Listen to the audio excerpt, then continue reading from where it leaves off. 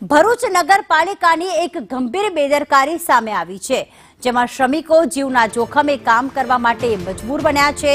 સુરક્ષાના સાધનો વિના જ પાણીની ટાંકી ઉપર આ શ્રમિકોને ચડાવવામાં આવ્યા। જીવના જોખમોએ શ્રમિકોએ નવનિર્મિત ટાંકીને કલર કર્યો।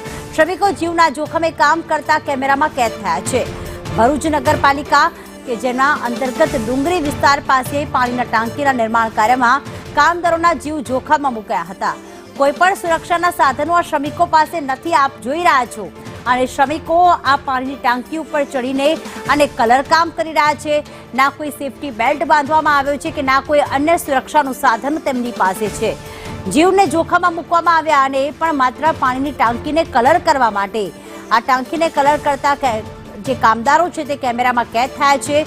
રોજગાર માટે જીવના જોખમે કામ કરવા કામદારો મજબૂર બન્યા છે, કારણ કે તેમને પૈસાની જરૂર છે અને જેના જ કારણે આ કામદારોએ પણ પ્રશ્ન ન ઉઠાવ્યો અને નગરપાલિકાની આ બેદરકારી સામે આવી રહી છે। આવા કદાચ કોઈ શ્રમિક જે છે એ પાણીની ટાંકી પરથી જો પટકાઈ ગયો હોત તો જવાબદાર કોણ હોત?